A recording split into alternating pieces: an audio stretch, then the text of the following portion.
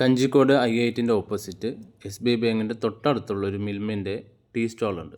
ഇവിടെ കുറേ അധികം കടികൾ കിട്ടും. അതിലെൻ്റെ ഫേവററ്റ് കടികളാണ് കുക്കറപ്പം, നെയ്പത്തിരി, പിന്നെ ഉഴുന്നുവട.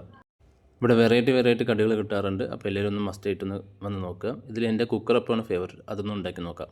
ഇതിനാദ്യം ചെയ്യേണ്ടത് ഒരു 5 മണിക്കൂർ കുതിർത്തി വെച്ച പച്ചരി, അത് മിക്സിയിലോ ഗ്രൈൻഡറിലോട്ട് നല്ല രീതിയിൽ മൈപോലൊന്ന് അരച്ചെടുക്കുക. അതിന് വേണ്ടിയിട്ട് ഒരു 2-3 സ്പൂണ് ചോറും കൂടെ ആഡ് ചെയ്താൽ നല്ല രീതിയിൽ അരഞ്ഞ് കിട്ടും.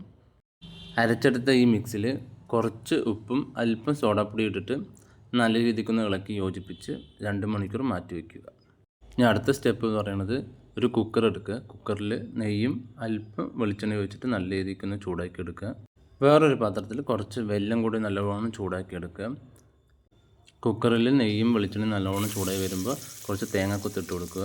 തേങ്ങാക്കൊത്തൊന്ന് നല്ല ഗോൾഡൻ ബ്രൗൺ കളറിലാവുന്നവരെ നല്ലവണ്ണം ചൂടാക്കി എടുക്കുക.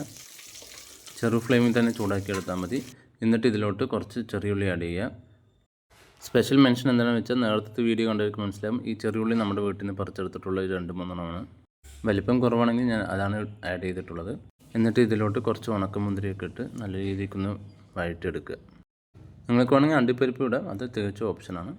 അടുത്ത മെയിൻ സ്റ്റെപ്പ് എന്താണെന്ന് വെച്ചാൽ ആ വെല്ലം പാവ് കാച്ചിയില്ലേ, അത് ചൂടോടെ തന്നെ ഈ മാവിലോട്ട് നമുക്ക് മിക്സ് ചെയ്യണം. ഇതിലോട്ട് ചൂടോടെ തന്നെ ഒഴിച്ച് ജസ്റ്റ് മിക്സ് ചെയ്തും കൊണ്ട് കുക്കറിൽ നമ്മൾ ഒഴിച്ചു കൊടുക്കുകയാണ് ചെയ്യേണ്ടത്.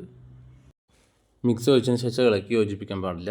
കുക്കറൊന്ന് അടച്ച് വിസിലില്ലാതെ ഒരു 20-30 മിനിറ്റിനുള്ളിൽ ചെറു ഫ്ലെയിമിൽ വേവിച്ചെടുത്താൽ നമ്മുടെ കുക്കറപ്പം റെഡി. ട്രൈ ചെയ്ത് നോക്കിയിട്ട് ഫീഡ്ബാക്ക് അറിയിക്കുക.